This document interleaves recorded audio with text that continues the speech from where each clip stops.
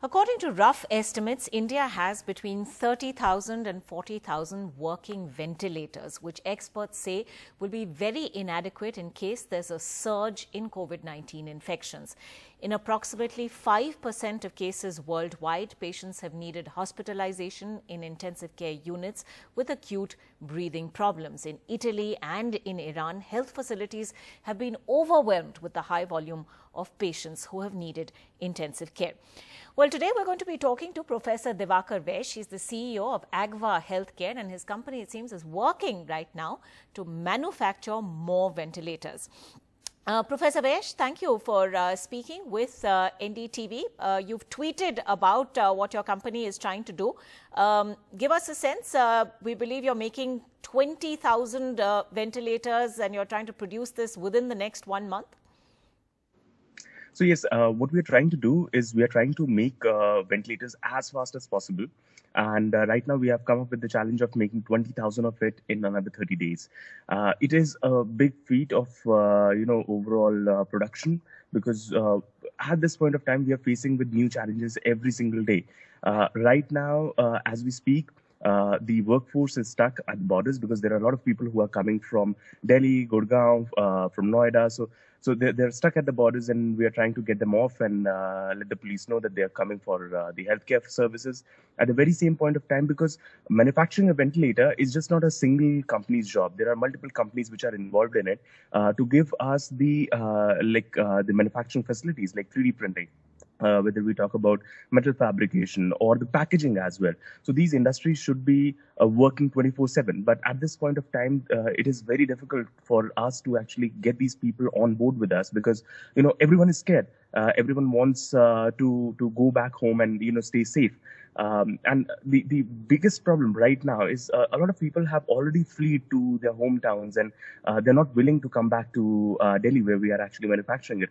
So it is a big challenge, but at the very same point of time, we are trying our best to actually go ahead and make these ventilators possible.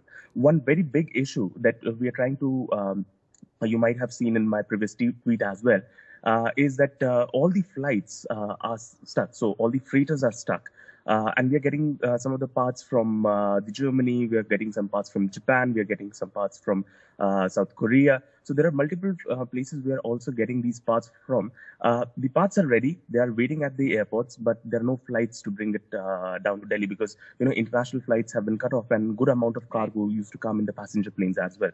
And the freighter planes only operates when they have adequate amount of cargo to ship them from those places as well. How is that a problem that you get around, Professor Vesh? Maybe a charter plane to these critical location and get the things picked up. So that is the kind of effort that we are trying to do to make this 20,000 ventilators a reality. Right. But again, even if we make 20,000 ventilators a month, that is not going to be adequate. We are at the stage 2 of this epidemic, and I'm really. So, what do you suggest, Professor Vesh? I mean, are there other units that could now look at also manufacturing ventilators? I mean, there have been suggestions that auto manufacturers could perhaps look at that and look at technology and ways in which to do this. Do we need to be thinking of those solutions also? Because there's only so much that we can scale up, and we are working with Tatas. We are working with. We have got information from Mahindras as well. We are getting information from the different companies which are coming down to us. Who's saying that we want to help you. We want to go ahead and put our production line in order to favor your production.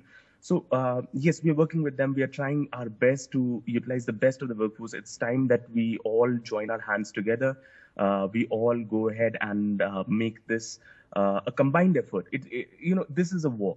This is a war, and this war is not between humans, but it is a war against of humans against the virus. Right. And we all have to come together in order to actually survive, and that is the bottom line. All right. Thank you very much indeed, Divakar Vesh, for joining us, and all the best. And we certainly hope that you're successful, and indeed those efforts to ramp up India's medical infrastructure for this big challenge ahead.